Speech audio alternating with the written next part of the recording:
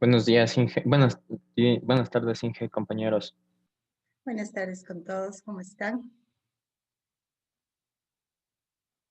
Me avisan, por favor, si mi audio está bien, porque estoy probando un nuevo equipo. Bueno, diferente equipo más bien. Sí, Inge, sí se le escucha. Chévere, gracias.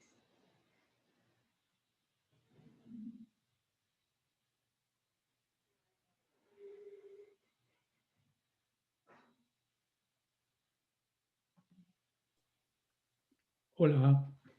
Hi, Claude, bonjour, how are you? Fine. Let me put my ears. Yes, go ahead. Let's wait like a couple of minutes to see if more students connect, and then we will start. Okay. Thank you. Did you get my email about tomorrow? Yes, thank you. Yeah. Is it okay tomorrow? Yes, tomorrow is fine too, but I have to send you another link because it's a different link.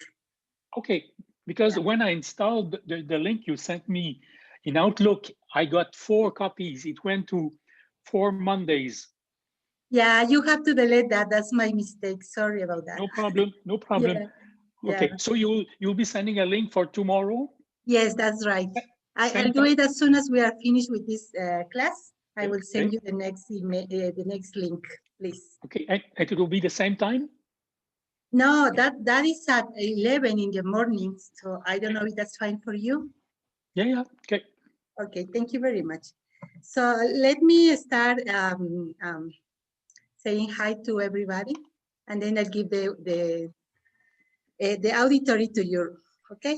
Yes, and what we can do about the questions is, what you can do is, if you can ask the student to send you the questions, let's say in Spanish, and if you think that you should ask the question right now, then stop me, or we will answer the question at the end.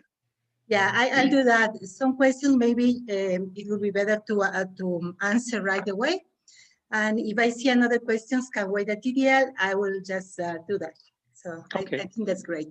And then as always, you have all the, the time you want. We can be here up to 2 hours, but it's up to you, whatever you feel it's okay regarding time. Thank you. Okay. Ok, so buenos días, buenas tardes con todos. Gracias por estar aquí. Todavía nos faltan algunos compañeros, pero bueno, vamos a comenzar ya y esperemos que se unan después. Bueno, hoy es un día especial porque como les había comentado, tenemos un invitado especial y estamos además terminando el uso del texto de Quality Assurance. Porque vamos a partir de la próxima clase a empezar con un nuevo capítulo y con otros recursos. Así es que me pareció que la manera más adecuada de terminar el estudio de este texto era justamente con la presencia del autor como tal. Entonces, como ustedes ven, el doctor Claude Laporte nos acompaña en esta tarde y va a ser el encargado justamente de hacer como una sumarización de todos los aspectos que hemos venido estudiando en el libro de su autoría y además, pues, algunas otras informaciones importantes que nos quiere compartir en lo que tiene que ver con software quality assurance. Now I'm going to go in English for you, Claude. So I was saying just hi to everybody and telling them that today is a special day because you are here, of course, but also because in the first part of this course, we have been actually using your book, the Quality Assurance book, as a reference. So they didn't know you were the person coming here. Of course, they know you are the author of the textbook. So that's the surprise I wanted to give to them. And now I'm going to leave it to you so you can introduce yourself and we are here to listen to you. Thank you very much.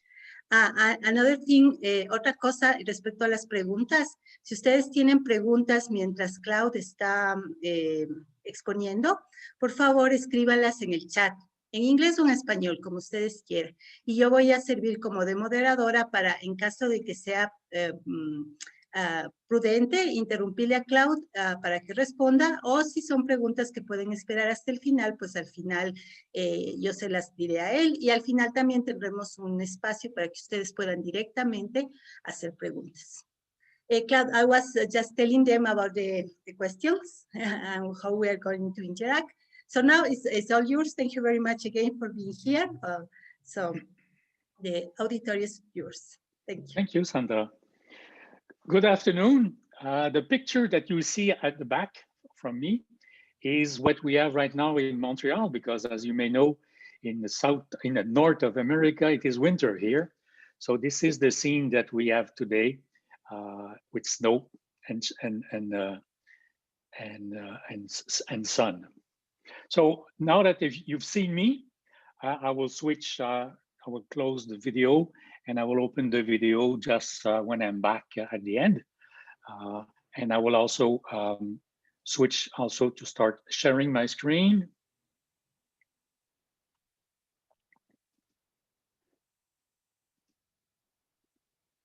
So you should see my screen now. Yes, that's right. So this afternoon, we are going to look at software quality assurance, which is a subset of software engineering. and see, since you're using my book, see the book as a toolbox with a lot of tools in them. And you don't have to use all of those tools when you do a project, but it is nice to know the tools before you start projects, such that you can practice the use of the tools. And once you do a real project in industry or maybe a capstone project at the university, then you know how to use the tools. So see this as a tool set, a toolbox with different sizes of tool, depending on the different sizes and criticality of a project. A few words about my university. It's an engineering school located in Montreal with about 11,000 students in 5 or 6 departments. And in my department, in the software and IT engineering department, we have about 1,400 students at the undergraduate and about 300 students at the graduate level. And one particularity of our school is all the students at the undergraduate level, they have to go in industry for 3 semesters, not in a row, but they spend 2 semesters in class, 1 semester in a company, 2 semesters in class, 1 semester in an organization, 2 semesters in class and 1 semester in organization. And normally they have another semester to finish a diploma. So it takes about 3.5 years. So it is a non-stop project. The school runs 12 months a year with 3 semesters. And the students will earn about $36,000 for the 3 semesters that they will spend in industry. So a few words about myself. I've been working at the military in Canada for a few years, where I was involved in setting up a software engineering center and also the first graduate program in software engineering back in 1989. And then I worked for Olicon Aerospace. And as you can see, this is a missile system that is used to protect airport or protect bases from a potential enemy. And my job at Olicon, I was let's say the manager of the engineering of processes. So we developed systems engineering processes, software engineering processes, and project management processes. Also, I've been also working as a consultant for one of the major transport organizations in Canada, a company called Bombardier. And I've done a few projects with the subway of Montreal, a few software engineering projects. And 20 years ago, in 1999 or 2000, I joined ETS as a professor of software engineering. And since 2002, I've been delegated by Canada to be a member of one of the committee, and the committee talking about software and system engineering standards. And as you've seen on my first page, I am the editor of the series of standards, the 29110, and I'll be talking about those standards in a few minutes. So the content of my presentation, so after an introduction I'll be talking about software quality assurance. Then I'll be talking about standards that have been developed specifically for small organizations. And what I mean by small organization, I mean it could be an enterprise, it could be a government organization, it could be a project or department having up to 25 people. So the 29110 standard has been developed specifically for these small firms. So I'll be talking about the software engineering standard and guides. I'll be also talking about the system engineering standards and guides. And what we mean by system within 29110, we mean a product having hardware and software. So similar to your telephone or your computer or a video recorder, those devices have hardware, and 99.9% of them also, modern systems, have software. And I'll also be talking about the benefits of the standard, and we'll finish by a conclusion. So let's go back 52 years ago, 53 years ago now, the first NATO conference in Germany, where they were talking about software engineering for the first time. And in those days, they were already talking, back in 1968, they were already talking about the software crisis. And this is what they meant by a software engineering crisis. So as you can see, projects were over budget, over schedule, the software was not efficient, the software was of low quality, it did not meet the requirements of the customer, they were difficult to manage, and sometimes they were never delivered. So even though those elements of the crisis had been identified in 1968, I think we still have most of them today. So this is a citation from one of the participants of that conference. I'll let you read this.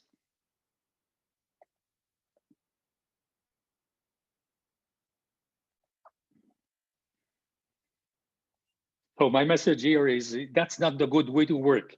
Maybe it was a good way to develop airplanes 100 years ago with Wright brothers, but it should not be the way that we develop software. So what are the challenges of companies and government organizations? So they want to have faster software. They want to have better quality software. They want cheaper software. They want the team to be more productive. They don't want delays. And also, they don't want to have cost overrun. And they want to be first on the market. When I say first on the market, it's for commercial organizations, but if you can translate all those criteria for a government organizations where they need a software product to meet the need of a government organization. So there are many ways to develop software. You can say that your objective is to have a faster development time or to get a cheaper software product. But my suggestion to you is this is the key. This is the way. This should be your objective. And when you aim as an objective to develop better quality, most probably you would also achieve the other challenges on that slide. But if you start, if your objective is to be faster, there is a high probability that you will not have quality software, and at the end it will be more expensive and you will blow the budget and you will not be first on the market. So what is software? So software, depending on from your point of view, it could be very different. So for computer science professors and students, it's a debug code that you've done as a result of an exercise and homework or a small project. For software developers, it is also debug code, but also partially tested. And for a customer that is using software for a short period of time, then on top of the other things, also they want some documentation, like user documentation, installation documentation, and things like that. But for organizations that will be maintaining and operating the software for many years, and those are examples on the right. And when I say many years, it could be 10 years, it could be 20 years, 30 years, 40 years. So some of those systems have been around for many years. If we talk about banks, there are banks, okay, we have banks in Canada. I'm sure there are banks all over the world where they still have the software that have been developed back in the 1960s in the language called COBOL. And they still have millions of lines of code, of COBOL code, in software of banking institutions and eventually also of financial institutions. So those organizations, they have different requirements. And even though software is software, but for them, it also means that you need to document much more than for software that will not live for very long. The reason for that, one of the reasons for that, is the original developers that were around when it was developed 20 or 30 years ago, they are not there anymore. They have left the company, they have left the organization, or they have been promoted, or they are just retired. They don't work anymore. So the knowledge that has been captured in their brain has to be put on paper or on electronic media, such that the people that will be following them will be able to do the maintenance for the next 20 to 30 or 40 years. So for me, if you go up on my slides, it's more computer science. And as you go down on my slide, it's more what I call software engineering. Okay, so my background, as you can see, I've been working in organization that you can see on the right side, like the transportation organization and and also the aerospace domain. So an example, when I was talking to you that software could be used for a very long time, Boeing 747 that are still flying, that have been developed about 40 years ago, still have on board small systems that are using 3.5 inches diskettes. So you can see that when those companies have built a system, as far as the system is working and they can do the maintenance, they will keep the same systems for the life of the equipment. And in this case, we're talking about 40 years. Okay, so let's move to a first question for you. What are the main cost categories of a software product or software project? Let you think about that for a few seconds.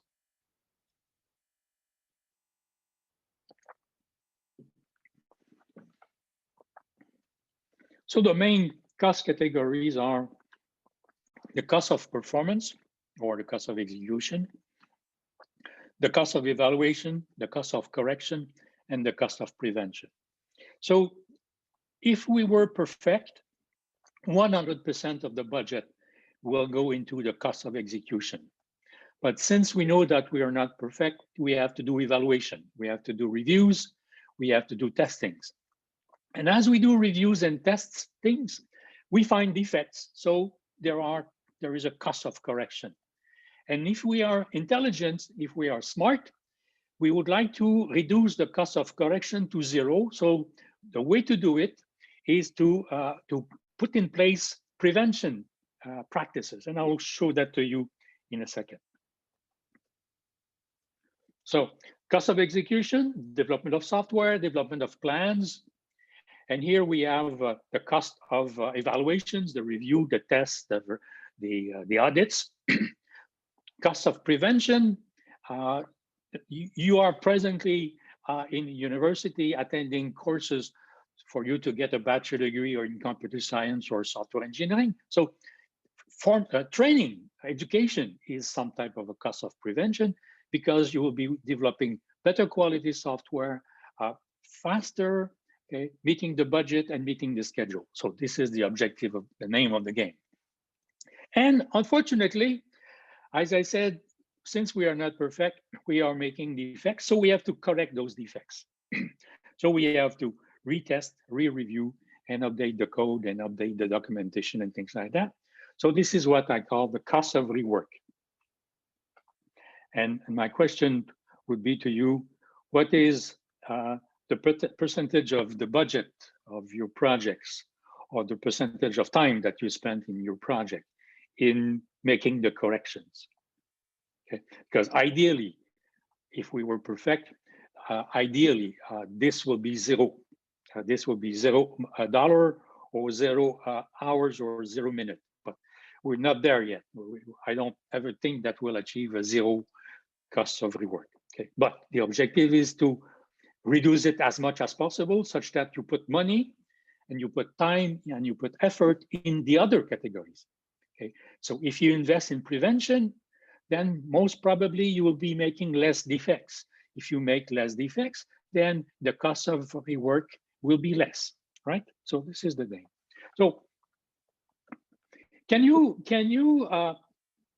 it is linked to the question I asked you a few seconds ago. Could you put a percentage of your project for the cost category?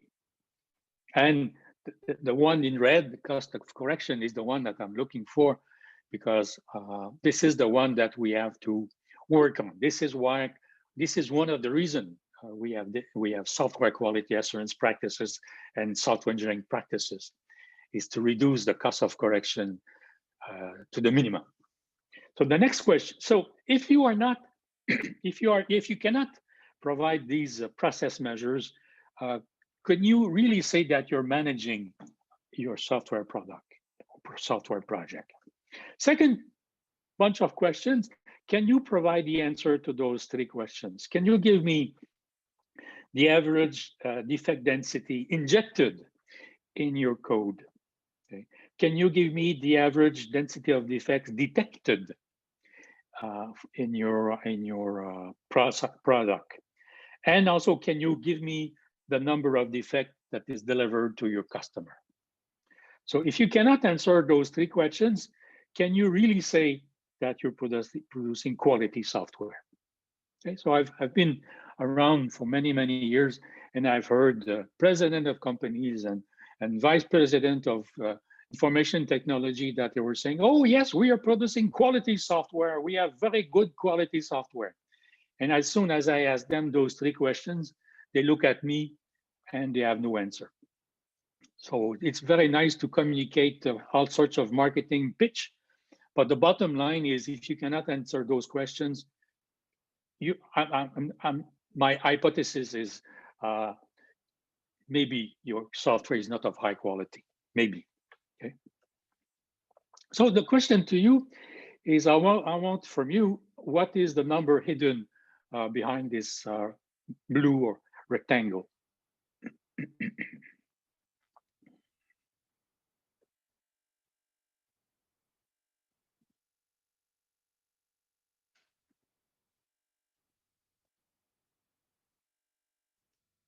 So the number is about 40 to 50%.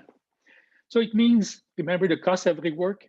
It means that 40 to 50% typically of software projects is the cost of rework. In other words, about 50% of the budget, then maybe 50% of the time is spent in correcting defects.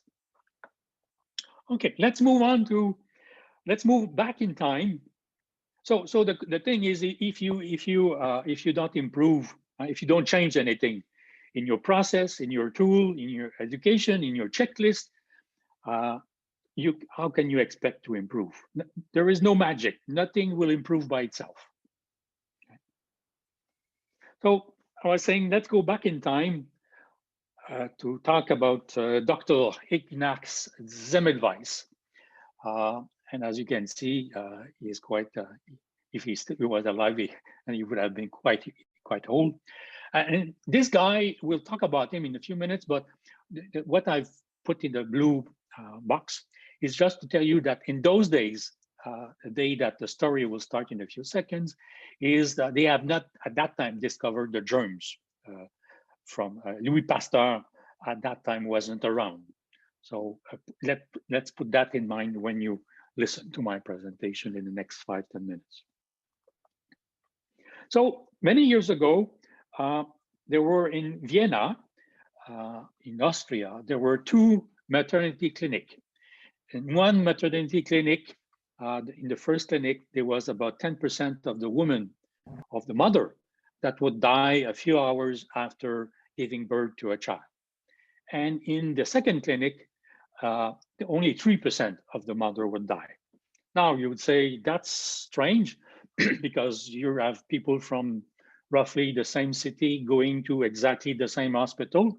So if you turn on the left, you have 10% of the chances of dying. And if you go to the clinic on the right in the same building, you have 3 times less probability of dying. Isn't that strange? So Dr. Semmelweis was hired to become the manager or the director of the first clinic. Okay. And at first sight, both were using the same medical techniques. They were all the people in both clinics were receiving pregnant women, and they were giving birth, allowing the woman to give birth to their baby. So it was the same process, right? So when he joined the hospital and he saw the number, so he took the numbers, okay, he went back a few years back, and you can see from the 2 columns in blue, the percentage of death was quite superior in the clinic that Semmelweis was given the mandate to govern. So as an intelligent medical doctor, he said, what could be the differences between those 2 clinics? Because human beings are the same, the mother is the same, and the process is the same. What's the difference? So he found out that the major difference between those 2 clinics was that in the first clinic, those people that were giving birth to the mother were medical students with professors, with doctors. In the second clinics, it were midwives, and their job was just to do that.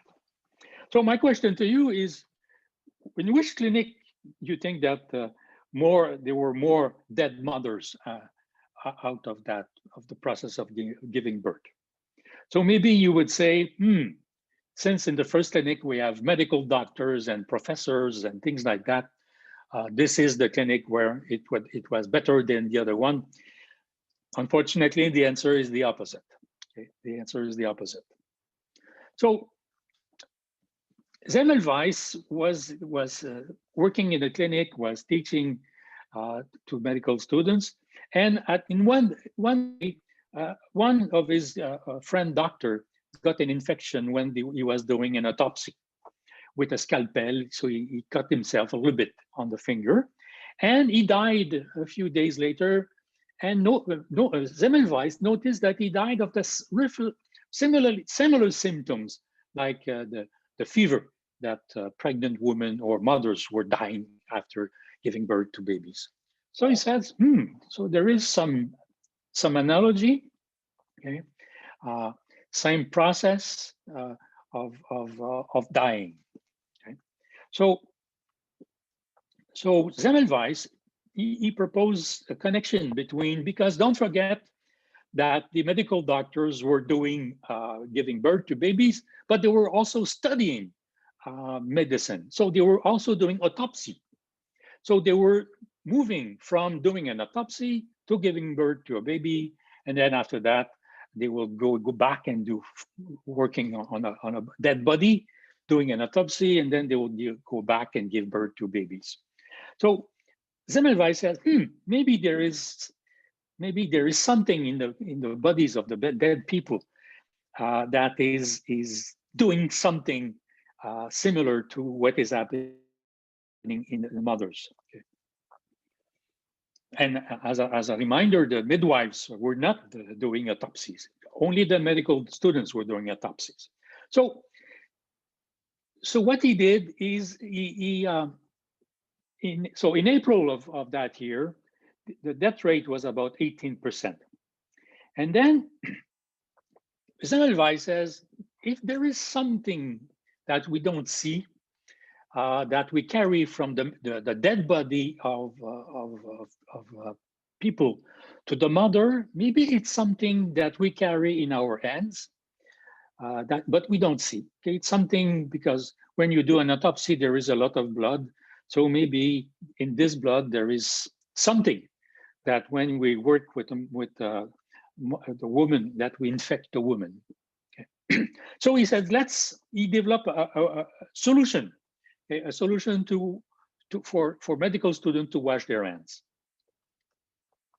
Some chlorine solution to wash their hands, and he asked the medical students to wash their hands between working with doing an autopsy and working with mothers and things like that. So what happened is the death rate went from 18% to 2.2%. So you normally would say, Eureka, hey, yes, I found the solution.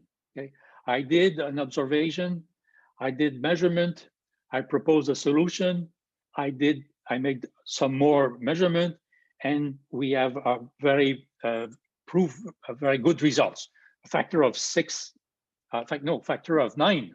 Okay, a factor of 9 reduction by just putting in place a very simple solution. We're not talking here about a very sophisticated process. We are just asking students to wash their hands with water and some solution, right? So it should have been done and solved. So here you see the curve that when Dr. Zimmelweis asked the student to wash their hands, you can see that the number of death rate went very low. Okay. So Dr. Zimmelweis says, no, if it works with the hands, maybe then when we do autopsy, we also carry the blood that is in the dead body will also infect the tools that we use to do other surgeries. So he says, let's also wash those tools that we use for surgery in the same solution that we use to wash our hands. And the result was he almost eliminated the fever in that clinic. So again, you would say, yes, definitively we have the good answer. But the problem is this, okay? He was proposing something that was contrary to established medical knowledge. Mind you, okay, we're back in 1800 something. So in those days, disease would spread in bad air in the form of miasma. Okay, so this was the theory, okay, in those days. So by asking surgeons and medical doctors to wash their hands, he was offending them, because those surgeons, they were saying, we are gentlemen, we have a social condition as a gentleman, and what you're telling us is we have dirty hands. Okay? So no, we will not wash our hands. We reject your thing. So even though he proved, even though Zimmelweis proved that the solution worked, the medical doctors, the surgeon, and the professor says no. Okay, we will not do that. So it's called the Zimmelweis reflex. Okay? The Zimmelweis reflex is like the reflex of rejecting new knowledge because it contradicts what we already know. Okay? So my question to you is it possible that people involved in software, like managers, software developers, customers, and maybe professors, could experience the same Zimmelweis reflex? So think about that. Okay. Now let's go back to June 2004. The newspaper in Boston, the Boston Globe, published an article mentioning the cost of infections in US hospital, the cost in dollars and the number of deaths each year. And they said that after a study that just a modest increase in the hand washing of the staff would reduce the infections by 50%. And in one of the hospitals, they achieve 80% compliance to the hand washing, and you will be surprised by the mechanism or by the tool that the hospital has used to increase the conformance to 80%. And even 80% between you and me, this is very low because you are in an hospital. By definition, the patients are sick people that will go under surgery or that are recovering from surgery. So the idea is it should be 100%. Okay, so how did they achieve the 80%? Is by giving free passes, free movie passes to the doctors and to the nurses. And if they wash their hands, then they would get free tickets. So now we're talking about very sophisticated people. I mean, they have a highly performant, they are highly trained, highly educated, but the motivation is giving away free tickets. So my question to you is, are there analogy between the germs that we found in medical environment and the software bugs? I will talk about bugs for a few minutes, but let's talk about bugs because I think that's the word that you use most of the time. And also, are there analogies between the medical staff and software developers? So think about that for a few seconds.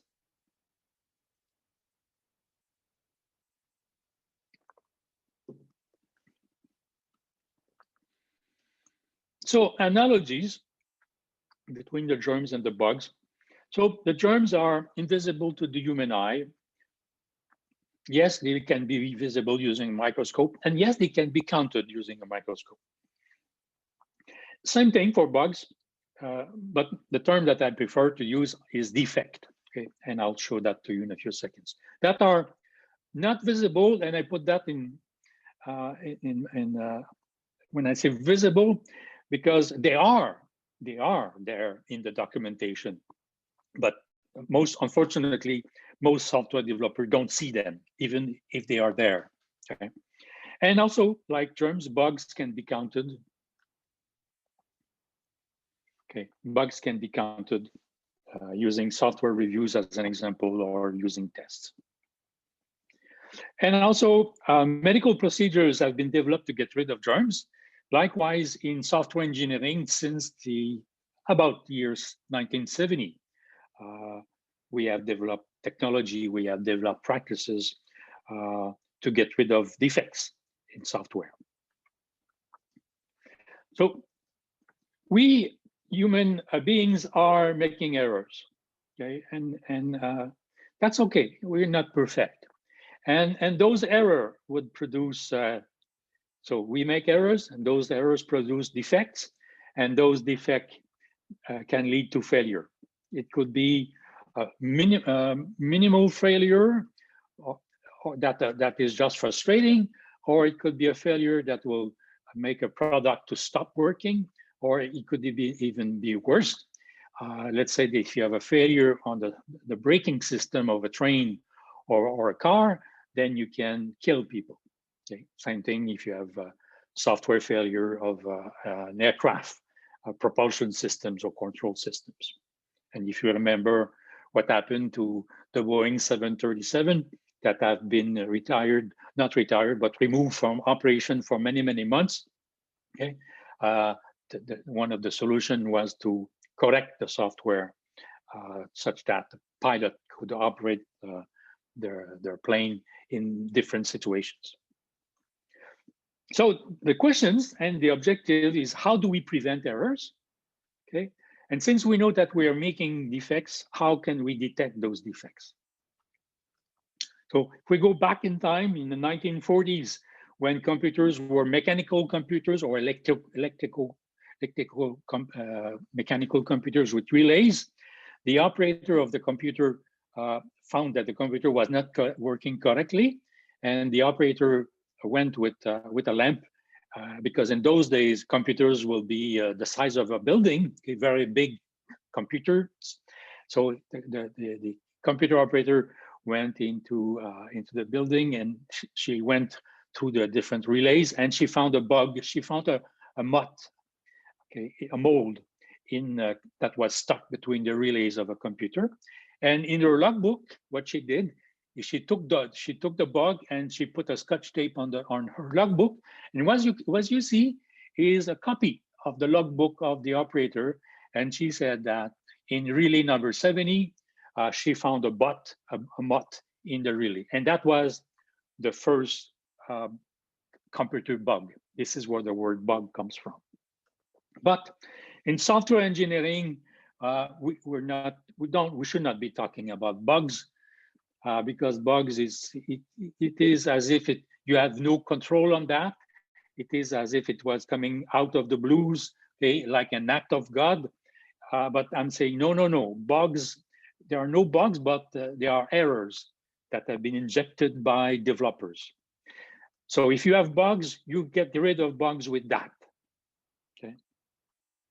But if you have errors, I will show you how you can, what is the tool set that you can use to remove the errors. So on the left side, we have references. So we have models and standard. We'll talk about that in a few minutes. We have different defect categories. We have quality models like the ISO 25000 series. We have configuration management practices that help us to manage version, manage changes. We talk about traceability. We have reviews. We have policies. We have audit measures, very important part of software engineering is measurement. We have verification and validation, the management of suppliers. And as we move to the right, I did talk a few minutes ago about the cost of quality. There is a code of ethics, quality requirements, the management of risk, business models, and all that. So those are the, let's say, the basic ingredients or the elements of your tool sets, the tools that will go in your toolbox. And when you do work on a project, you identify the type of projects and the risk on the project, then you develop a quality assurance plan that will select the proper tools, the proper practices for that specific project. And if you do that, then you should, if you do it correctly, you would have a stable and capable processes, you would have continuous improvement, you would have a good quality of the product, and you would have motivated and productive employees. Now, you may need some basic quality assurance department, quality assurance team, or even if you are a small company, let's say with two small projects. So someone from project A can do the quality assurance on project B, and someone from project B can do quality assurance on project A. Okay, and all that need the support of management. So by support, I mean not only the funding, but the support to put in place the practices and use them. Okay, so let's have a look at one of those practices right now, the reviews. So I'll let you read this.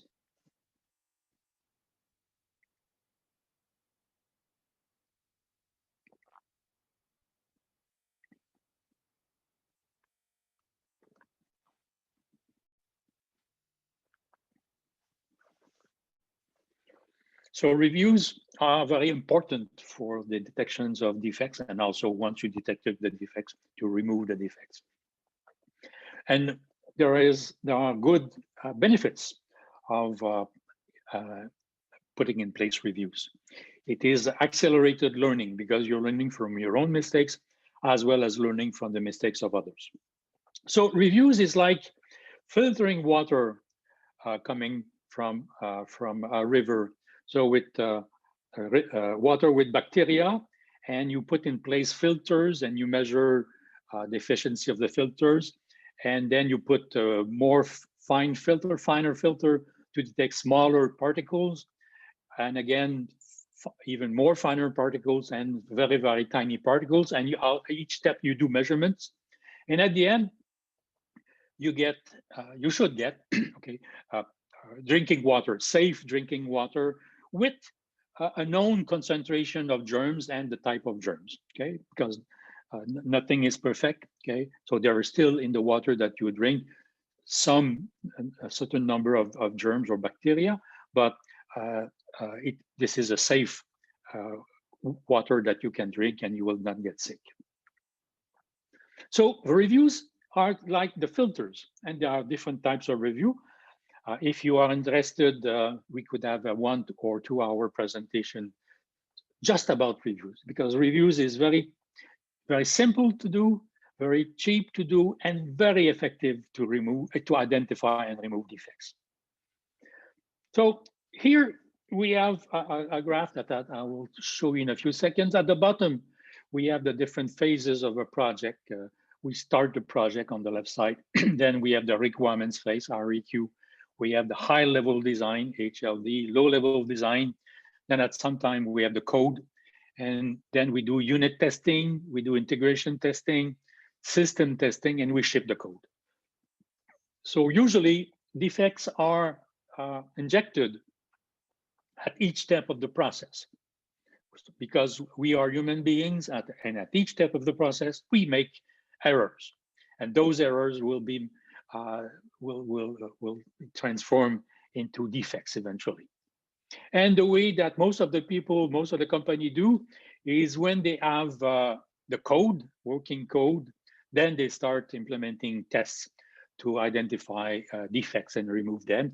And at the end, they ship the product with a certain number of defects. Most of the time, they don't know how many defects are left. Okay. So my question to you is, what are the problems with this approach? Let you think about that for a few seconds.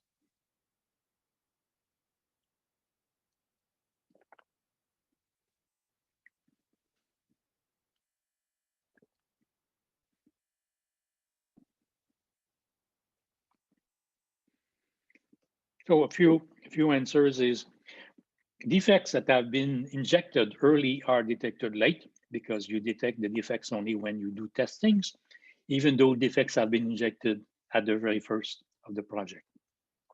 And if you rely only on tests, you cannot detect all the defects. As soon as you have a complex software, you cannot do all the tests required to test all the paths. And correcting defects is not foolproof. If you have a certain number of defects, by correcting defects, you will be injecting a percentage of about 10 to 15% of defect. And also, it means that when you are detecting defects late in a project, then it means that you have to rework. Okay, you have to go back. When you detect a defect, let's say in the unit testing, you say that, oh, the defect has been made in the requirements, then you have to go back in the requirements, correct the requirements. You have to modify the test cases, modify the test procedure, modify the architecture, modify the code, and test again. Okay. So when you have dozens and dozens and dozens of defects that are being detected and corrected, then you may get an unstable environment. And if you don't have strong configuration management, then you may end up in chaos. And when you have chaos, most of the time is developer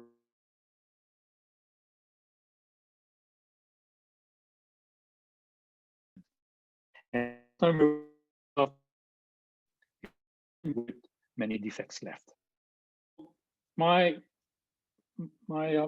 objective is we shouldn't work faster, but work more intelligently. Okay, we should be working smarter, not faster. Okay. So if we go again, we have typically the same phases at the bottom. Okay, and on the left side you have a percentage of defects detected. So my question is do you know your profile of defect injection? Okay? And do you know that the injections of defects vary by a factor of 10 between developers? Yes. So it means that in any context, okay, even with developers with a certain experience, some developers will inject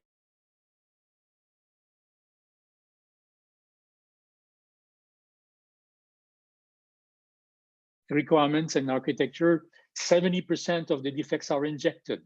So 70% of the total defects are injected before one line of code is written. And this is from a real company that is working in high-tech and aerospace and defense project. Okay, it's injected before line written.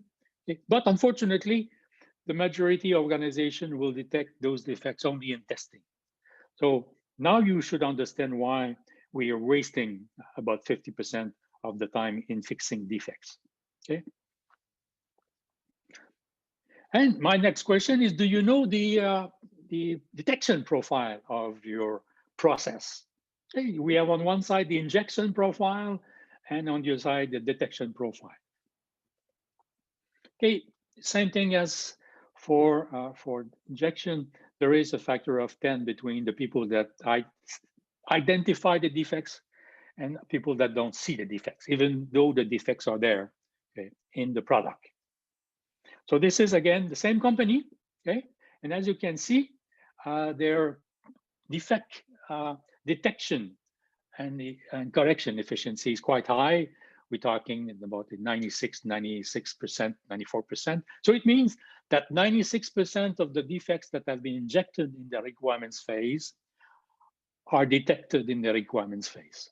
So remember the analogy with the water, so the different filters. So the analogy here is that company has put in place filters, in this case, reviews, okay, and other software engineering practices. But for the first few phases, let's say software reviews are the filters that are used to detect and eventually correct defects. And I will be talking about the standard 29110 in a few minutes.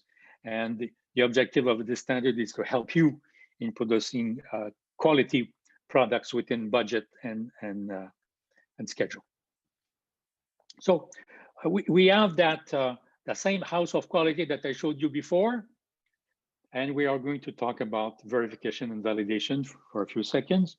So verification is we're asking ourselves, have we done the product right at each step of the process? So we do verification at each step of the process. Okay, so we verify the requirements, we verify the architecture, we verify the code, we verify the test cases, we verify the documentation and things like that. And validation, we're asking ourselves, have we done the right product? Because you could do the things right, but you could do the product that the customer didn't want. Cool. So you have to do verification and validation. So here you can see that we have verification of requirements, verification of design, and we have two testing activities. Now I'm showing to you waterfall or cascade approach just for illustration purposes, but you can apply the same knowledge to other types of life cycle. And also you do validation. So you validate, normally you would validate the requirements with the customer, and at the end you validate everything. Okay.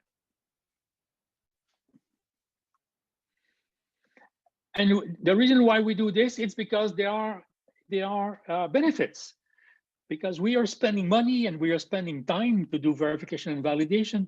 So if we do that, yes, it's to improve the quality of the product, but there should be benefits beside that. And here you can see a list of the benefits.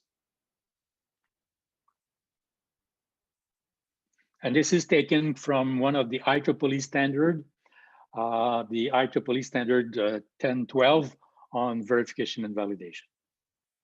And there are many techniques. So again, part of your toolbox are a bunch of techniques to do verification and validation. As you can see, analysis, modeling, naturally testings, error seedings, inspections, prototypings, etc., etc. So there are many techniques to select to do verification and validation. So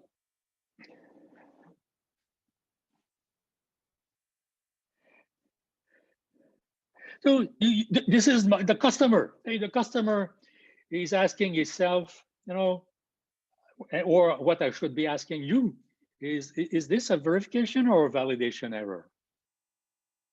Think about that for a few seconds.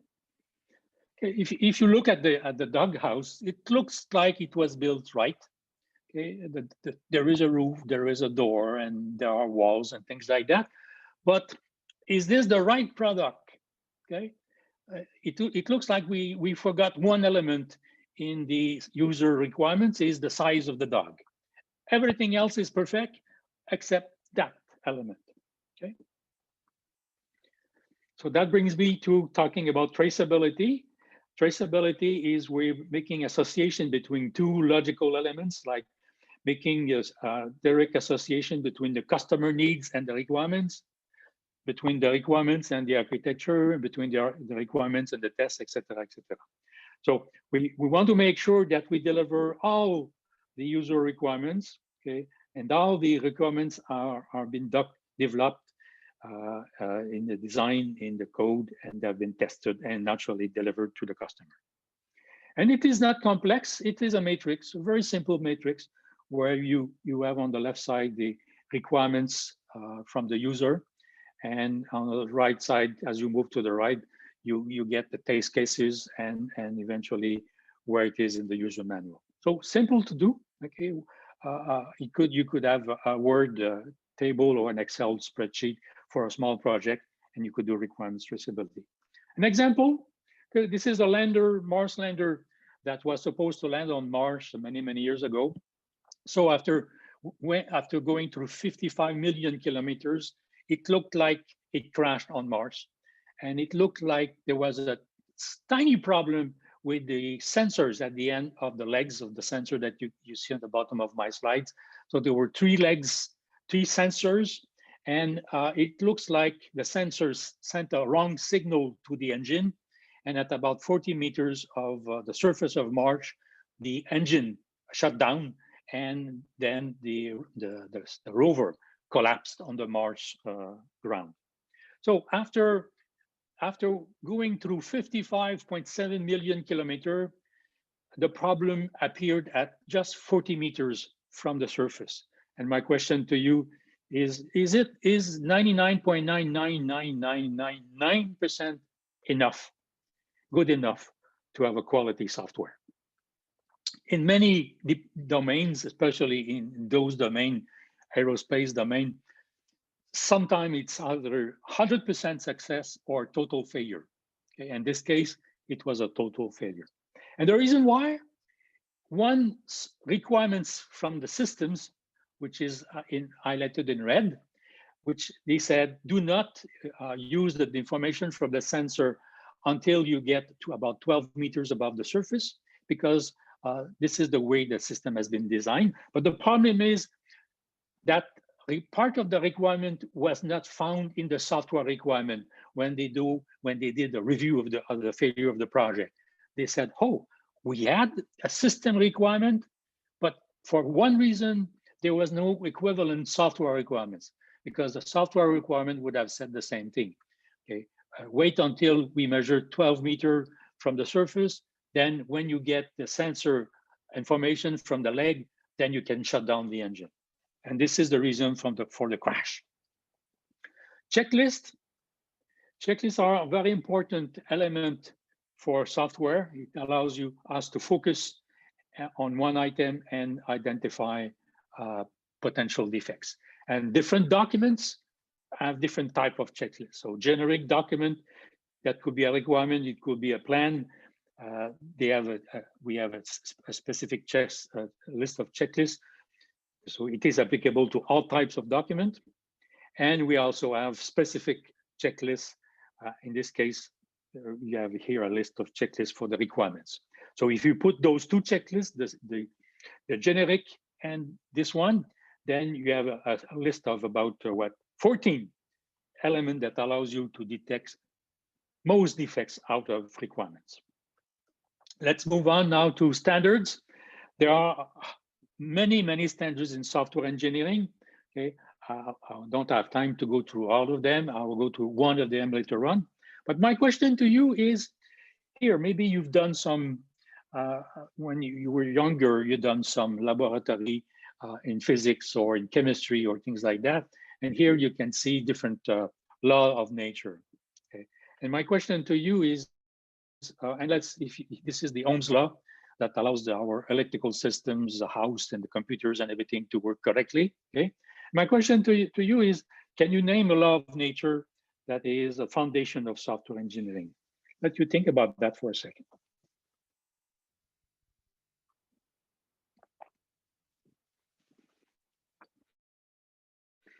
Unfortunately, there is no law of nature. Yes, we have logic, and yes, we have mathematics. But contrary to, let's say, electrical engineering, we don't have laws of nature that support software engineering.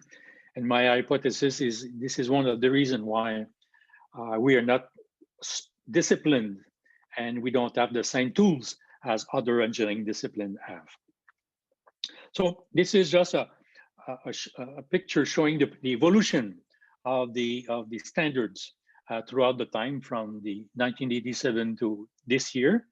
And this is the evolution of knowledge. So as we learn, okay, we document the knowledge.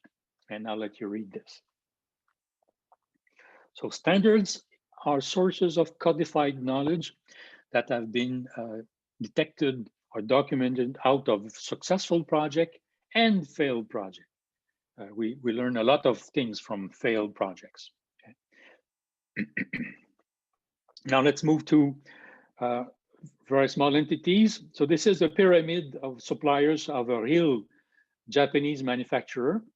And so you can see that they have different layers. So they have 60 prime suppliers, 600 low-level suppliers, and 6,000 low-level producers.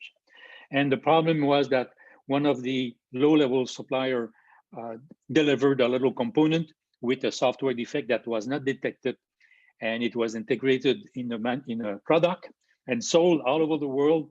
And the cost of that defect was $200 million to correct.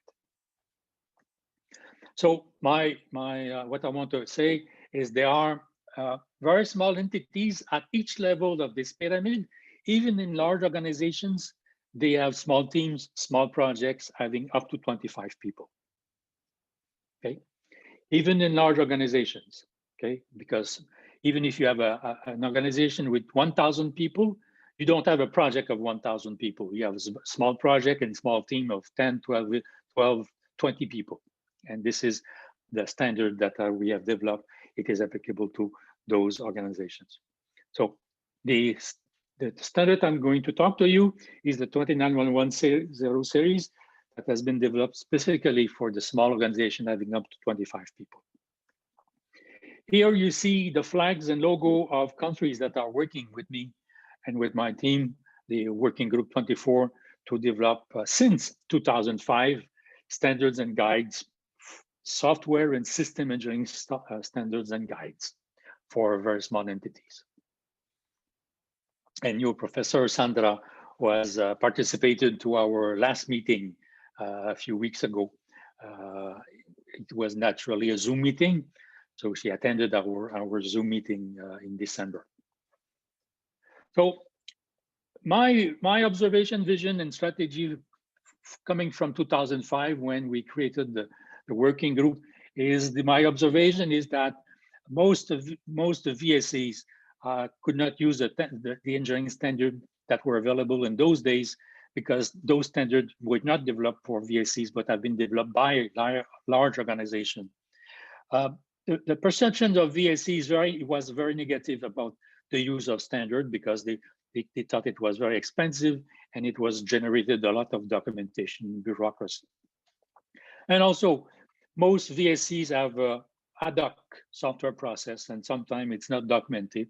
It's between the ears or in the head of software developers. But the VSEs are very important to the economy. So my vision is that we eventually will see VSEs all over the world that are using on every day the standards and guides that we have developed to help them producing better products. So I decided to participate to the development and also to accelerate the adoption and implementation and to develop education material. So today, as you can see, I'm talking about the last two bullets. By talking to you about 29110, I want to accelerate the adoption and implementation, and also the material that has been developed is mostly for educational purposes. So 29110, this is the spectrum of development approach. So on the horizontal axis on the right side, you have a high ceremony with a lot of documentation. On the left side, you have low ceremony with little or no documentation with light process. Okay, when I say light, it's nothing is documented. And on the vertical axis on the top, you have the waterfall cascade approach. And on the bottom, you've got the iterative risk-driven approach. So 29110 is located right in the middle. By that, I mean you can have you have some level of ceremony. You can work with waterfall, you can work with agile, and you can have iterative approaches. So we have developed a set of guides that are like those Russian dolls. When you have implemented the entry profile, and I will show you in a few seconds what it looks like, then you just have to add a few practices to go up to the basic level, and then you add another process to go to the intermediate level, and some similar for the advanced level. So those are the 4 steps. So the entry profile is for small projects up to 6-person month, or startups, for startups. Basic profile is for 1 project at a time with 1 team. The intermediate profile is for an organization having more than 1 project with more than 1 team working in parallel. And eventually the advanced profile is we want to help the VSCs to grow, to develop and become more and more competitive. So we have finalized those 4 guides. They are available on ISO websites or other websites, and I'm sure that your professor can show you where they are, and maybe you already have them, some of them. And the first 2, the entry guide and the basic profile guide, are available at free on internet, and they are also available in Spanish. So we have developed a few documents that are targeted for each audience. So the overview document, by definition, is for everyone. Then we have a set of standards. I want to emphasize here that standard tells you what to do, and what VSC want is VSC want guides, because guides will tell them how to do things. Okay, so we have developed both. We have developed standards, okay, to conduct evaluation, to conduct certification, but to help VSCs, we have developed guides. And as I mentioned, some of the guides are freely available on the internet. So in Latin America, as you can see, the overview and the entry and basic profile have been translated in Spanish. So let's have a look inside the basic profile. The basic profile and the entry profile are very similar. So I'm going to use the basic profile as the example. So customer knocks at the door with a list of functionalities. We call this a statement of work.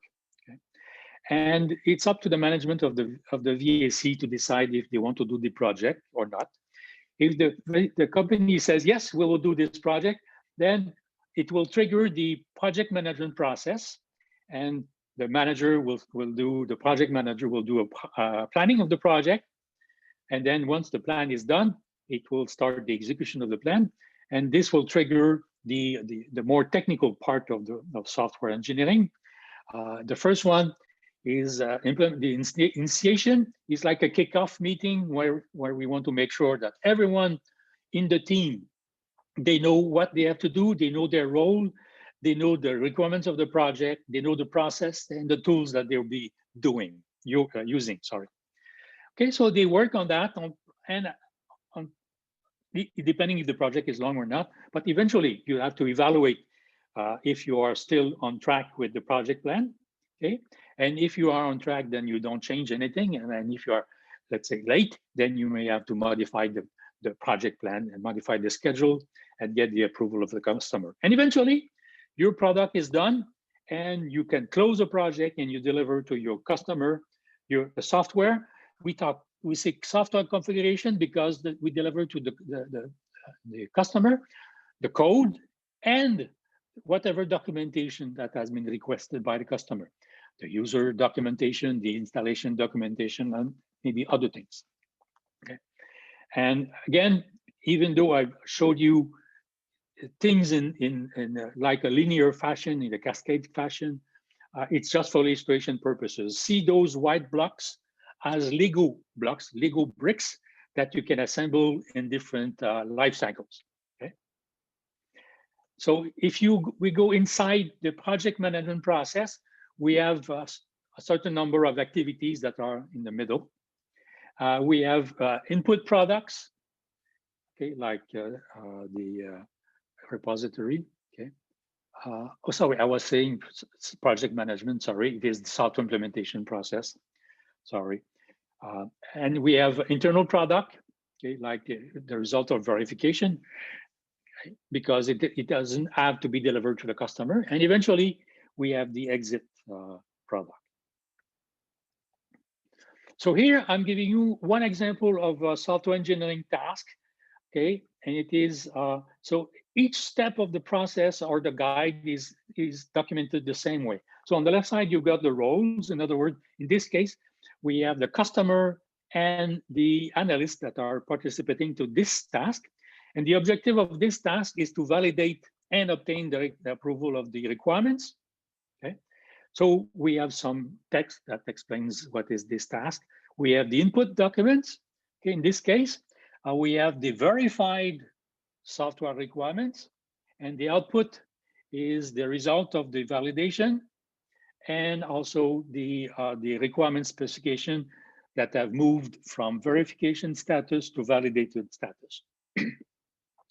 And also the guide will provide you with examples. So again, if we talk about the results of validation, then we say this document documents the validation, the execution of the validation. And typically, this document should contain this information, okay? And it is triggered by the software implementation process, okay? So for every input or output document of the process, there is a template similar to this to help you start using the basic profile. So let's move to real examples.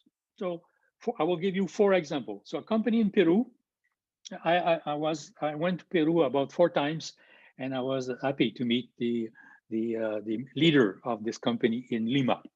So they did a project of about 882 hours using the basic profile in agile mode with sprints, and they had a percentage of rework of 18%. And I will come back to this later on. Another company producing cosmetics, only 20 people in the company, but only one software developer that used the entry profile on a small project with 12% rework. In another startup of 2 people developing web services for travelers using the basic profile, a 990-hour project with 12.6%, sorry. And here I told you that in large organization, you could have also a small team. So this is an example of an organization located a few kilometers from me. It's producing the electricity for the 8 million people of Quebec. So in the IT division, they have about 9,000 people, and they support about 2,000 applications. So in one of those teams, they had an 11 people team. They used a basic profile with Scrum, and it was a 500-hour project with 9.6% of rework. So why am I showing you this? So this is the curve of a real company called Raytheon that was published many years ago. And at the bottom, you see the maturity level of that organization, level 1, 2, 3, 4. And what you see, the curve that you see is the cost of rework. So initially, they had 41% of rework. And as they put in place improvement, remember the cost of quality, if you want to reduce the cost of rework, you have to put in place improvement. So if you put in place the correct improvement, then you will reduce the cost of rework. So it went from 41 to 18% to 11% to 6% and 5%. Okay. So what I want to show is the startup of Peru at 18%, the cosmetic company at 12%, the startup at 12.6%, and the utility provider at 9.6%. So what I want, the message is this. Okay, the implementation of proven practices out of 29110 is accelerating the maturity, especially of startups, okay, as you can see, because instead of reinventing the wheel, they use proven practices and they do it right the first time. Less mistakes, less defect to correct, more effective. So there is no magic, okay? There is no magic. So this is a list of flags, as you can see, in countries that are teaching 29110. I think it's 21 countries that are teaching 29110. And just for your information, because we don't have time to go to this slide, just to give you an idea that in the state of Zacatecas, where I work with my colleagues in Mexico, I've been going there for once or twice a year for the last 4 years, except this year, naturally. This year, it's all in Zoom. So here or there, they have universities that have their software development centers that have been certified to the basic profile. In other words, the students, when they do the final project in teams, they work like in the real industrial environment with the real process, which have been certified by the Mexican certification authority, like any company. Okay, so 29110 is one of the first, if not the first standard that has been taught successfully to undergraduate and graduate students. Okay, so I'll move on. And there are, to my knowledge, there are about 11 software centers in Mexico that have been certified to 29110. So 11 universities that have been certified. And what we did also for fun is we did the last 3 years, we did the student competition with a robot. And here you can see the robot that we've been using for the competition. And student in a 3-day competition, they have to apply the basic profile, not all of it, because in 3 days it's too much, but a subset of it to document their software, okay, document the requirements, do a mini plan, a 1-page mini plan, and eventually compete in the robot competition. Let me show you an example of another country very far from us, in Thailand, because Thailand has been a member of my working group since 2005, and they have developed a national strategy to implement 29110. So they have a strategy involving different departments of the government. They have involving naturally universities, naturally auditors, and companies. And they have at least 10 universities teaching 29110 since I've been teaching in Chiang Mai University since 2009, 29110. So we're talking here about 12 years. They've been teaching 29110 for the last 12 years. And just to give you an example of the use, they have almost 500 organizations, private and public organizations, that have been certified to the basic profile in Thailand, which is a small country. Okay. An example here in Zacatecas again, you can see that in 2017, initially, so 4 years ago now, they had 4 companies and 4 software development centers from universities. And in 2018-19, they had 7 other VSEs. And last year, they had another 5, 3 company and 2 university. So if you want to read more, you can read our IEEE software article of 2018 that have been written with my 2 colleagues of Zacatecas, Mirna Munoz and Yezlan. Now, it's good to have gotten the guides and the standard. Now the question is it good? Is it working? Are the VSCs RP? Are the customers RP? Okay, so we did a survey, and thanks to Mirna of Mexico for the Spanish translation.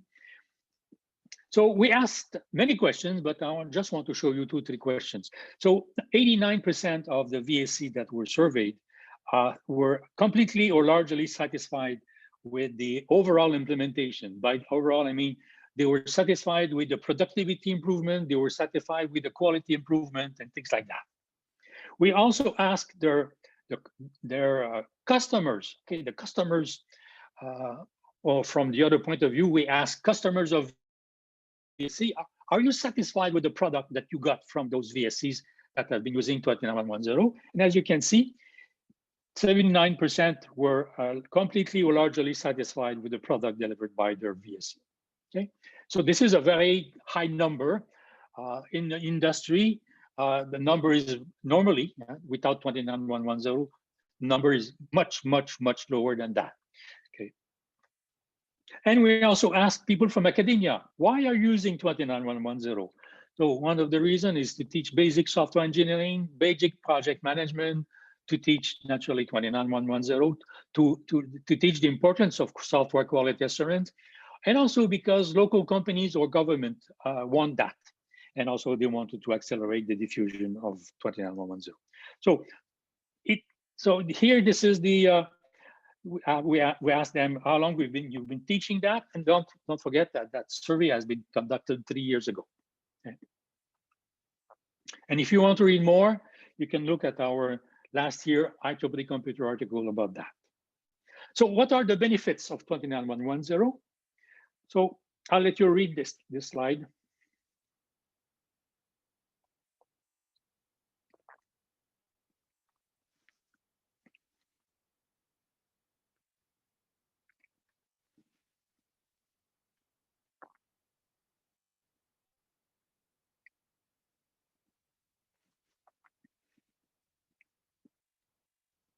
And also there are benefits to commercial benefits or business benefits, because a company will invest money to buy something or implement a new process if the company thinks that there will be a return on investment. In other words, for every dollar that I invest in the process, my objective is that I will save eventually at least $1. And if I do things right and I've selected the right practices, then maybe my return on investment will be higher than 1-to-1. Maybe for every dollar that I have invested, I will have a $2 or $3 or $4 or $5 of benefits. Remember the rework, the 50-60% rework? So this is where you've got the savings. So for every practices that you put in place, if you have selected the right practice and you have implemented correctly, then you will be able to reduce this rework, like the company that has done it from 41 to 5%, or you will get immediate low percentage of rework, like the fork organization that I showed you a few minutes ago, by having 12-15% rework. So this is the portfolio of the standards and guides. I won't go through all of them. I just want to highlight two. The Agile Guide, we have reviewed, and Sandra participated to this meeting last December. We have received many comments from reviewers from around the world, and we have reviewed the comments. We have finalized the comments, and the two editors of these documents are from Mexico, and they will be sending to me by the end of this month the final version of the Agile Software Development Guide, and I will review that final version. And after my review, I will recommend that this document will be sent to ISO in Geneva for publication. So within the next, about say 6 to 9 months, you should be able to see on the ISO web store the new Agile Guide for software development. And also, we should be starting soon a guide about DevOps. And we also recently started something in the space domain. So now we have a standard that has been is in the process, final stage of adoption. So this one also should be adopted within the next few weeks, and it should be published in 2021.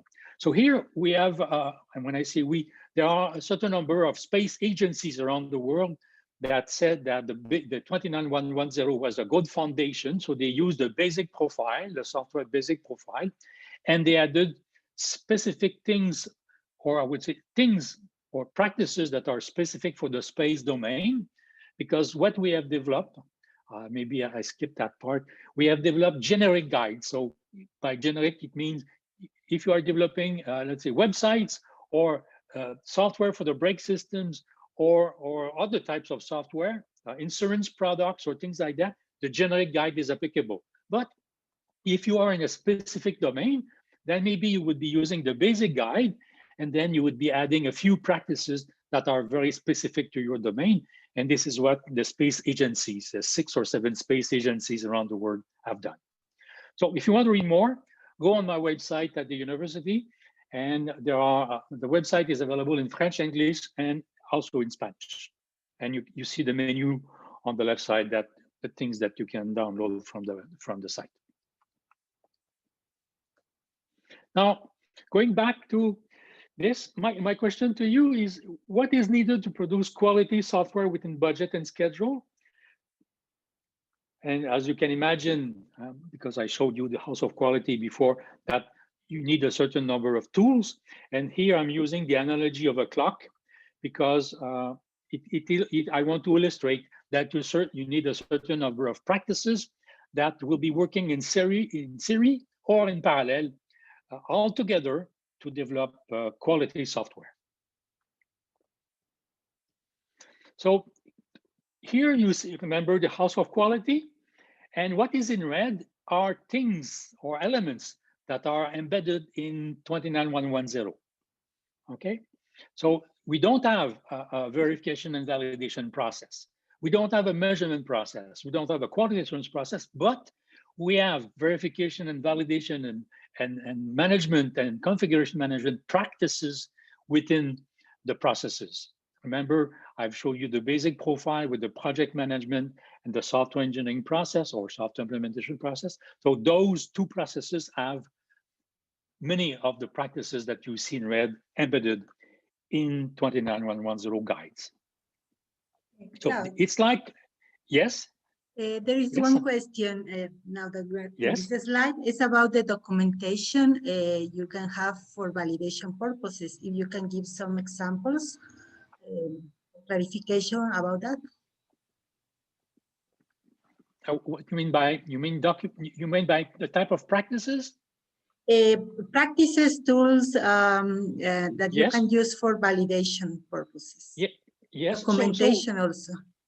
So let's say that you at the first stage of the process, you have received from the customer the list of needs, okay, and that list of needs have been transformed into a list of requirements. So the first thing that you need to do is you remove the defects, right, the errors that have been in the requirements by doing a review, and then you also do the validation with the customer. Okay, once you're happy with the quality of the requirements, then you knock at the door or you invite the customer to walk through the requirements to make sure that all the needs of the customer have been embedded in the requirements, to make sure that your understanding of the requirement is the same as the customer. And maybe during this discussion, during this meeting, and the meeting could be face-to-face or it could be a Zoom meeting. So during this meeting, maybe when discussing with the customer, maybe you would have interpreted the requirements from one point of view, and this is not what the customer had in his mind. So this is the time where you modify the requirements to meet the needs of the customer. So this is a validation, and in this case, it is a review with the customer. The verification was another type of review. It was a peer review. It was a review with the developers. So maybe the project manager, the team leader, and the individual that is responsible to write the requirements. So this is an internal review. And when you go outside with the customer, then it is more formal and it is a validation. And at the end, once everything is done, you call back the customer and you show to the customer using, as an example, tests. You can test all the requirements to show to the customer that the requirements are working, okay? And you can also give a demonstration of the software. So this is another way to do a validation, okay? And all those two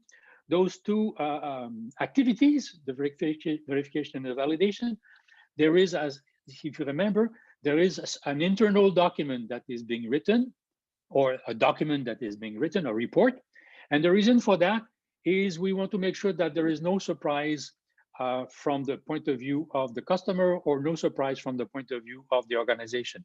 When the customer at the end of the validation meeting says, yes, I have reviewed the requirements and this is exactly what I want, everything is correct, we ask the customer to sign the validation report, and we ask the owner of the VSC or the project manager to sign the validation report, such that eventually, for some reason, if the customer could be unhappy for all sorts of reasons and want to bring you to court, then you can show to the judge the document showing that the customer validated and approved the requirements, and this is what you delivered to the customer. So the judge will say to the customer, sorry, Mr. or Mrs. Customer, you participated to a meeting, you review the documents, and you approve and you sign. So you obtain exactly what you signed for. So there is no reason to give money or to give money to that the VSC will give you money for some problem. Okay. Now going back to the House of Quality, you can find, and since Sandra told me that you're using my book, so the book is about that. So every block that you see in the House of Quality is addressed in the book. And we learned a few weeks ago that there is a translation process that is starting in 2021 to get the book available in Chinese. And we should know in a few weeks if we can start a Spanish translation. And the objective again, my objective is not to make money. My objective in life is not to make money, but is to make sure that what we have developed, because developing a 600-page document takes a few years. So my objective is to make sure that this book is used by as many students as possible. And I can assure you that you don't get rich by selling software quality assurance books. If you want to get rich by selling books, you write thrillers, you write books about spies and things like that, then maybe you get rich. Okay? So the objective is to disseminate the technology, disseminate the techniques. And I assume this is the objective of China, okay, by translating this book in Chinese. And I hope that we'll be also able to do that in Spanish also. So going back to the question I asked you at the beginning of my presentation. So if you can provide these process measures, then maybe you are really managing your software development project. And if you can provide those product measures, maybe you can tell me, you can say that you are developing quality software.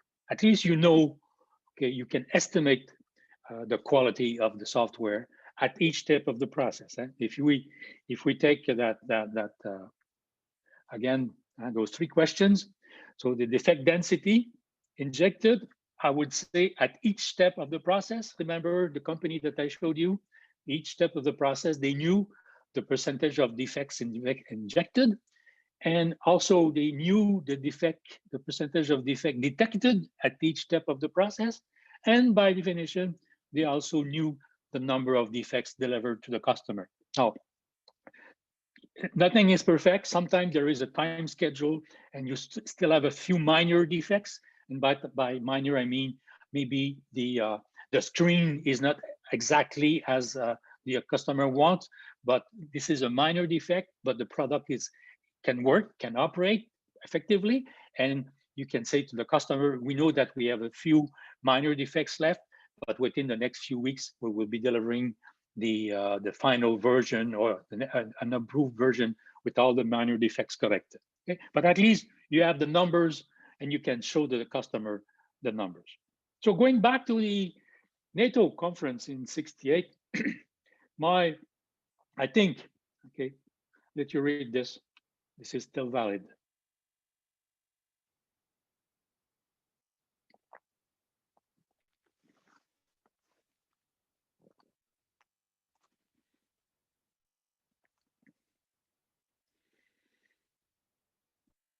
Okay.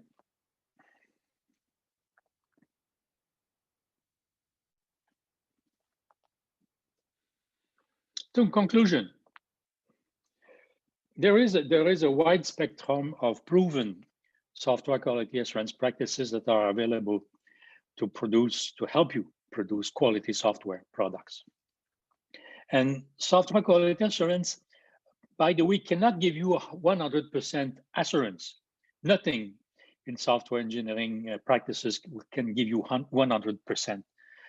Maybe if I can open another parenthesis on the formal methods are, let's say, will provide you higher assurance of getting what you want, but I would say 95, if not more, percent of the population software developer do not use formal methods. So this is why I'm saying software quality assurance should increase their confidence about developing quality software products within schedule and budget.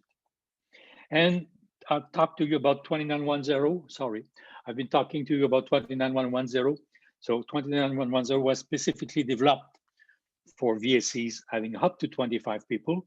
So VSCs that develop systems having software and hardware, or VSCs that develop just software. And also, I showed you that we have developed a 4-stage approach, 4-stage roadmap with the guides to help you to grow from startups to what we call grown-ups, adults. So before I finish, I want to talk about a few things. An article that was published last year. Now it's 2 years ago. It's December 2019. And those editor in the IEEE software journal magazine have been editing this column for 10 years. And the column was the impact column. In other words, what are the impact of software in the society and its users? So they did a review of the last 10 years, and they had a few findings. So they say, in software, we still jump to the next fad without learning anything from the previous one. It looks like we're always looking for the latest programming language, the latest tool, the latest methodology, without having mastered and applied correctly the previous one. Okay? So we cannot claim to be an engineering discipline unless we also systematically learn from our mistakes. Okay? Because they found out, unfortunately, the editor of that column, and I agree with them, that we're not learning from our mistakes. So we are repeating the same mistakes over and over again. Why? Because we're not using proven practices. We're not using the standards. We're not using the guides like the 29110. So you're repeating the same mistakes that have been done 5, 10, 20, 30, 40 years ago. Okay? And also, we like other engineering disciplines like civil engineering or mechanical engineering, where they have been able to improve the reliability of their products by order of magnitudes. I'm giving an example of jet engines. Okay, from the first jet engines that have been produced, what, 30, 40 years ago, to the jet engines that have been developed until recently, they have been able to increase substantially the reliability, the quality by definition, the cost and the efficiency by measuring. And unfortunately, software people have an aversion to measurement. And if you remember Semmelweis measured before doing something. He used the measure to learn about what was happening. Okay, he did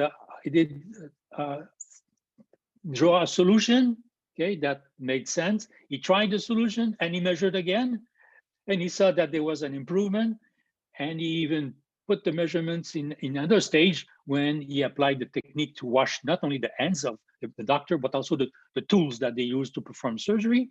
So with the data from the measures, then he was able to learn that he was improving the process. Okay, without measurement, you're blind. Okay. So if you don't do anything, don't expect the situation to improve. Again, no miracle. Nothing will improve by itself. So my few questions to you is why do a large number of software organizations either ignore the existence or don't even use software practices that have been available since the 1970s?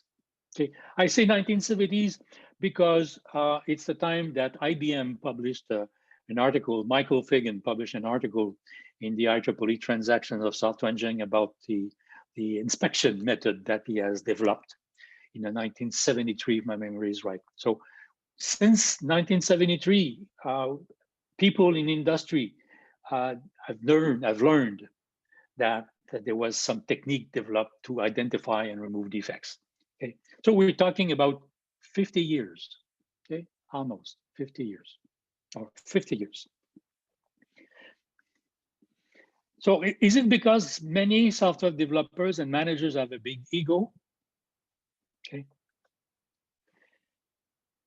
And my question also is, why are so many software developers not working smarter and not using the proven practices? And the question, as I said, is it because they have a big ego? I think so. Part of the answer is there. Okay, we're so good. We think we're so good that we don't need to use a standard. We don't need to follow a process. We don't need to use a checklist to identify defects because we're so good. Okay, but we make a high percentage of mistakes, which would cost the organization a lot of wasted time, effort, and frustration from you, from the managers, and from the customers. So this is my presentation. If you have questions, it's time for questions. Thank you very much, Claude. Actually, we do have a question. This question is from Grace, who is here in the classroom. She's asking if you could talk a little bit more about maturity, especially when you have agile environments, and what will be the difference between using models like the capability maturity model or implementing standards like the 21-1-0. Okay, so let me just find a slide where I have the maturity model. Exactly, the one you have the measurements. That one. Yes, yes. Let me find that slide and I will get to you in a few seconds.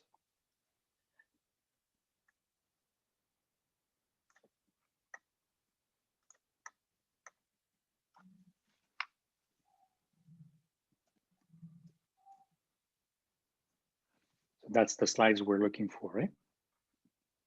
Yep. Okay, so here what I've done is used data from a real company called Raytheon, and the company still exists today. It's an American company that works in the defense industry. And I invited, many years ago in the 1990s, I invited to Montreal the author of the paper to talk to us about this concept of the cost of quality. Because in those days, if we go back to 1990, it was not very well known in those days, the cost of quality. Okay? So we wanted to have an introduction. And this company has published the data back in the 1995, 1996 timeframe to show, okay, if I remove this one, to show that there is hope, okay, and the maturity is something. Level 1 is, it means that you have a process, because if you produce software, it means that you have some process. The process could be just in the head of the developers. It's not documented, mostly, okay? And it is sometimes full of holes. Things are missing, and sometimes even people don't use the process. So moving from level 1 to level 2 is now you put in place basic software engineering practices like project management practices. And why project management processes or project management process? If you remember in the basic profile that I've showed you, there is a project management process. And the reason why it's simple is software developers are good at developing software, okay? They're very good at the coding and testings and things like that, but they're not very good at managing projects. But unfortunately, if the project is not managed correctly, then it may lead to catastrophe, or you may deliver late, or you may even never deliver. So you have to put together project management and software engineering practices, minimum number of practices to have a good software development environment. So this is what level 2 brings. Okay, and as they move to level 3, they improve their software engineering practices, and eventually, as they add more data, okay, because when you go from level 1 to level 2, your process is not very stable, But as you do more and more projects and you put in place more practices, then the process becomes stable. Then the measure that you get from the process are interesting. You can use them to learn and to make some assumptions and to make decisions. And as they move to level 4, then they have much more stable processes, and their objective is to get as more efficient as possible from those processes. So this is the analogy. But for VSEs, we cannot ask a VSE to put in place the CMM or the CMMI now, because the level 2 practices in the CMMI are too many practices for a VSE to implement. So we have selected a minimum number of practices to help VSEs in project management and in software engineering. Okay, and I will give you. Let's have a look at the CMMI. Okay, so you can see on the left side the 5 levels, 1, 2, 3, 4, 5, and you can see the middle, the focus. So the focus on level 2 is project management. And the reason why they put in place project management right there is because if you don't manage correctly, it will be a failure. Okay, and then as you move to level 3, you put in place other, let's say, more technical practices. So in 29110, we have put in place level 2 and level 3 practices, not all of them, but the minimal number of them for you to produce good quality software with a minimal percentage of rework. Now, I must say that the version I'm showing to you is a version 1.3. It has been replaced by the version 2 by the CMMI Institute 2 years ago or about that. But unfortunately, the CMMI now you have to pay to get it. So the reason why I'm still showing this, it's because this model, this document is still free. If you go on the website of the CMMI Institute or the ACI, Software Engineering Institute, you can still get the CMMI Dev version 1.3 in English and also in Spanish at no cost. It's free. So so this is why I'm not showing the version 2, because I don't expect people from academia and I don't expect students to buy the model, okay, $150 US dollars to get it. Okay. Now the links between this and Agile. So you can have project management in Agile. You can have the basic, and when I say the basic, I would say the basic profile. Let me move to the basic profile slide in a few seconds, because I want to illustrate that with this.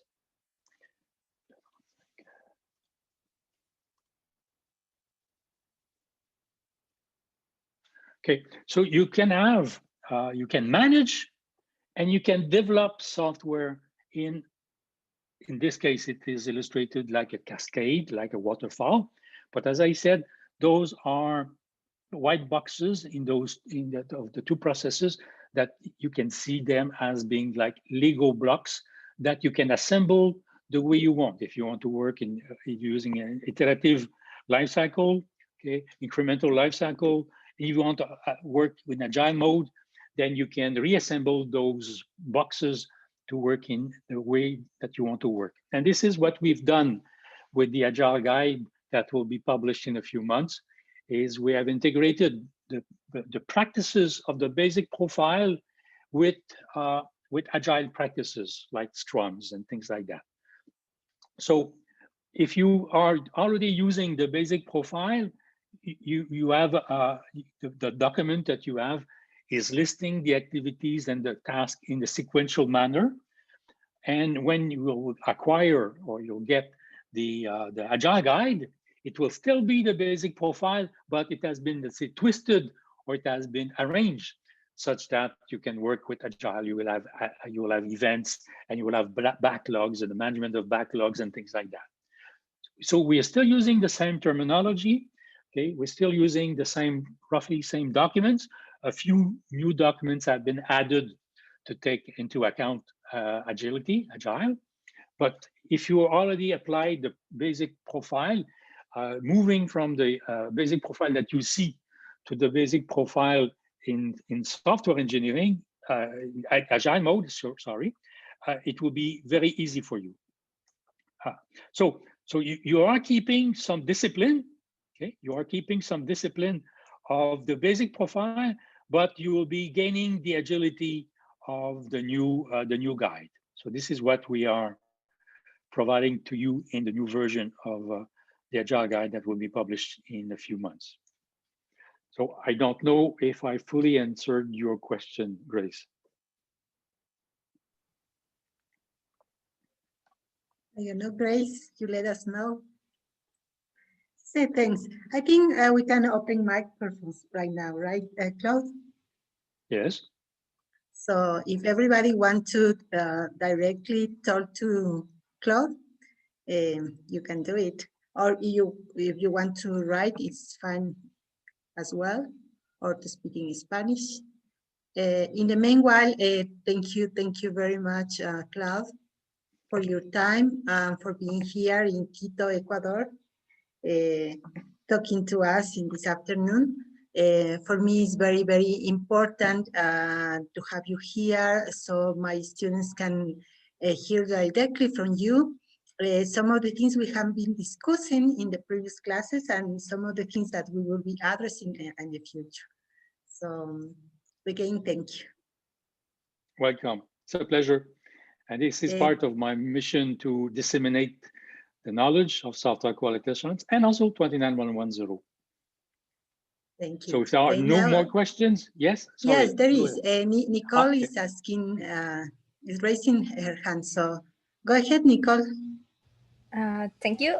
I don't know if you can hear me. Yes. Yes. Yeah, okay. Well, first of all, I wanted to thank you for being here and sharing your knowledge. It was really a surprise at the beginning of today's class to have the author of the book that we use. And my question is, within the context of Ecuadorian companies, what is your opinion on the applicability of the ISO that you explained, 29110 within companies? Would it be able, what do Ecuadorian companies or companies in general need to apply the ISO as in countries like Peru, Mexico, or Thailand, as you show in your presentation?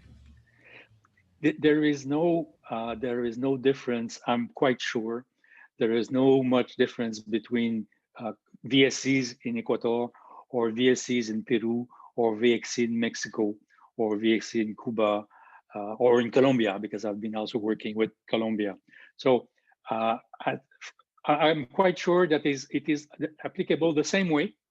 And since also it is available in Spanish and freely available in Spanish, so VSCs of Ecuador should be able to download the document and apply the document, even if they didn't have a course or a seminar about 29110.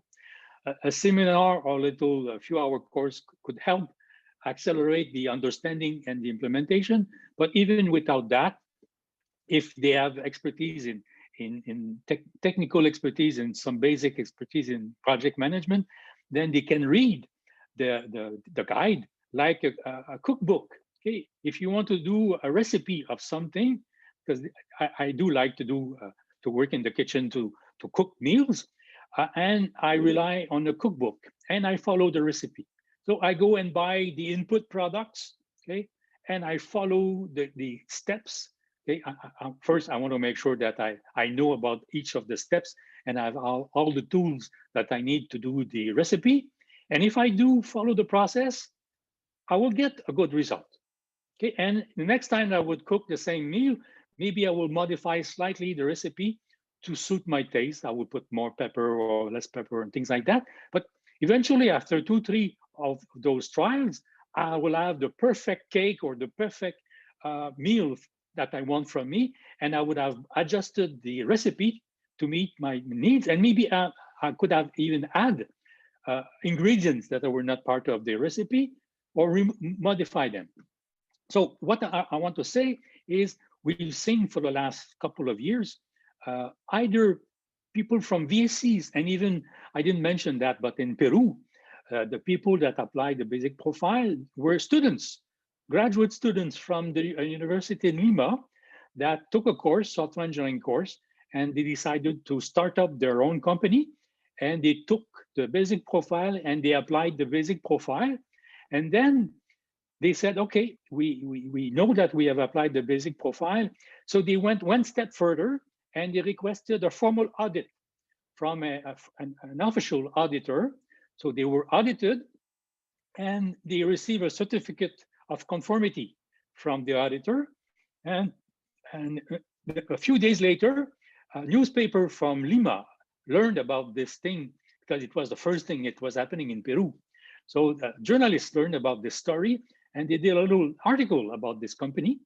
And I asked the owner of the company, I said, so what happened after the article was published in the newspaper? They said, the phone started to ring. We had potential customer that read the article. They discovered that we had a process, we had an ISO process, we applied the process, and we were certified independently by an external auditor. And those potential customers said, we want to meet you. We have products or projects that we'd like to work with you. So if you remember, why are we doing this?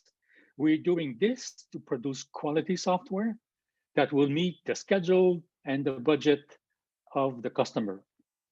And if we do it right, then we will have a happy customer, and a happy customer will talk to his friend and he will say that he had a very good service from that VSC. And a unhappy customer will talk to a lot of his friends and he will say, don't go to work with this company. You will never get your software, or you'll get frustrated, or you won't get quality, or you won't get the functionalities. So the bottom line is you apply the standard to gain benefits, to gain competitiveness. And if you go from 40% rework to 20% rework, it means that if your competitor is still having 40 to 50% rework, it means that you have a 20 to 30% advantage, a cost advantage over your competitor.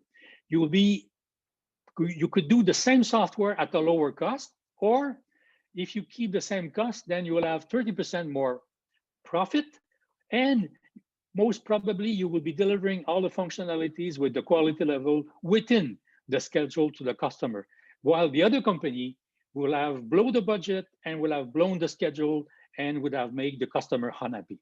So to go back to your question, it is applicable all over the world, okay? No exception. Thank you very much. Welcome. Thank you, Claude. Time is basically over. The time is always goes fast with you, Claude. I don't know why. But if there is another last question, or if anyone wants to say anything to Claude before we say goodbye today, I would be very happy if someone can say anything to finish. Otherwise, as we said, if there are questions, because I did show many slides and we did go very fast. And yes, I know that there is a language barrier, there is language difference. So maybe your students may think about it, and maybe tonight or tomorrow they will say, oh, I have a question.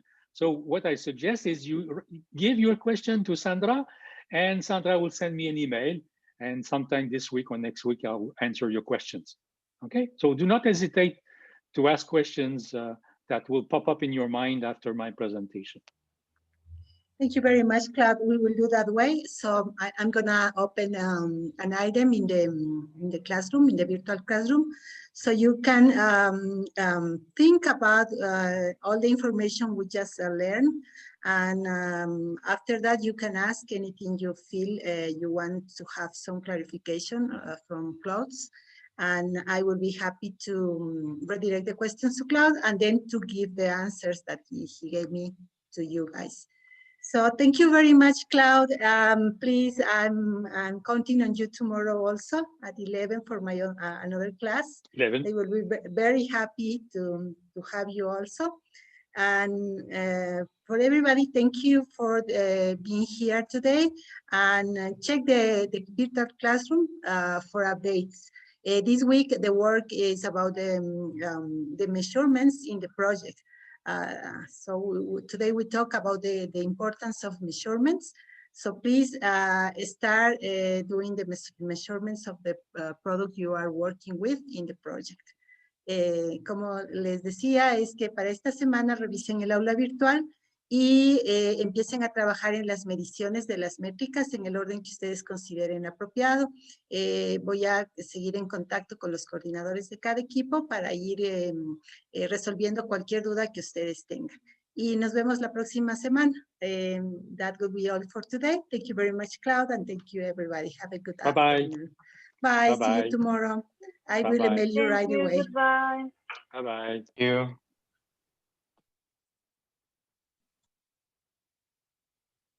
Hasta luego con todos. Que estén muy bien. Inge, una consulta. Claro que sí. Inge, ¿sí me escucha? Lo que pasa es que yo la primera semana no pude